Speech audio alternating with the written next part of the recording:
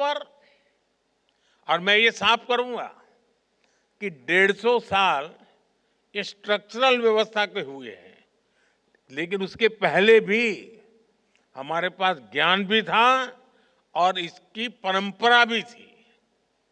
विशेष तौर पर हमारे जो अंतर्राष्ट्रीय अतिथि हैं, उन्हें इस बारे में जानना बहुत दिलचस्प रहेगा।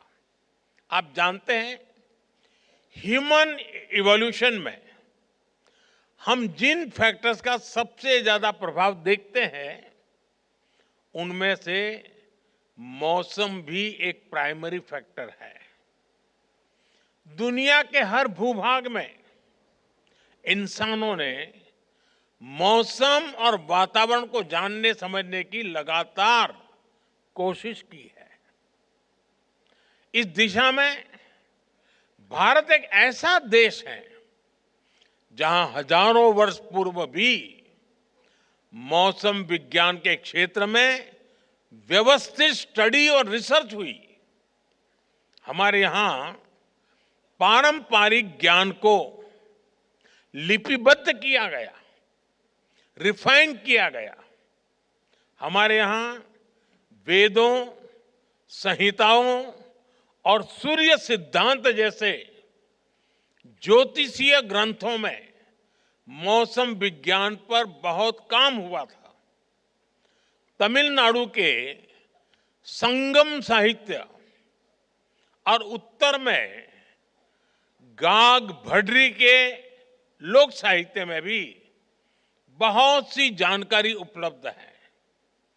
और ये मौसम विज्ञान केवल एक सेपरेट ब्रांच नहीं थी, इनमें एस्ट्रोनॉमिकल कैलकुलेशंस भी थी, क्लाइमेट स्टडीज भी थी, एनिमल बिहेवियर भी था और सामाजिक अनुभव भी थे।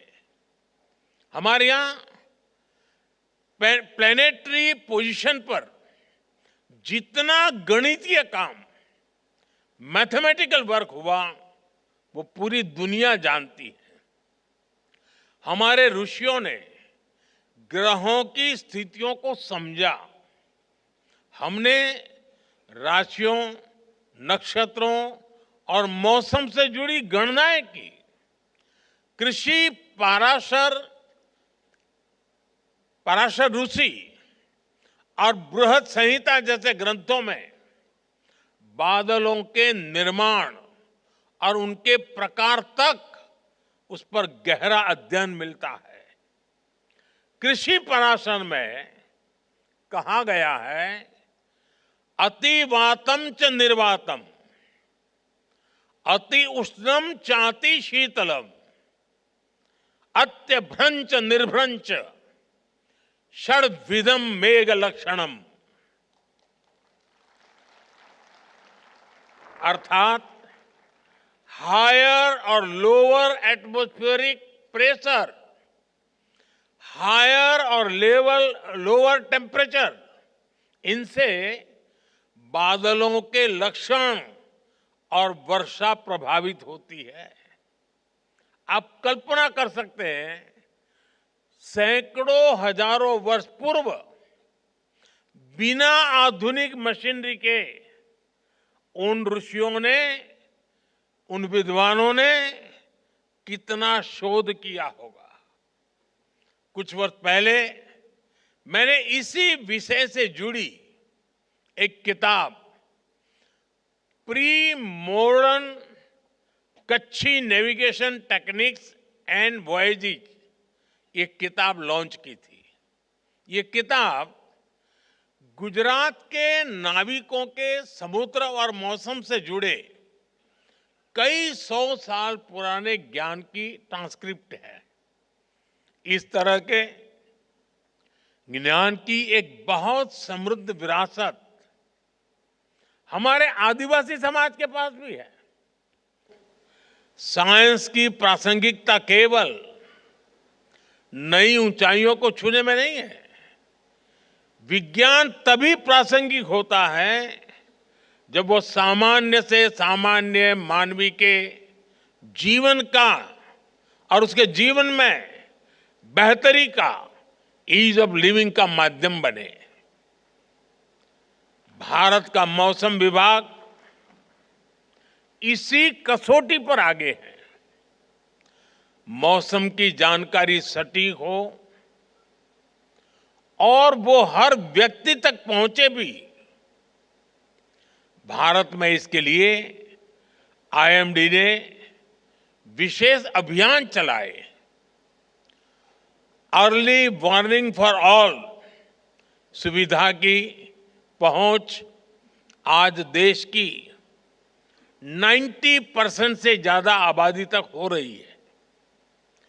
कोई भी व्यक्ति किसी भी समय पिछले 10 दिन और आने वाले 10 दिन के मौसम की जानकारी ले सकता है।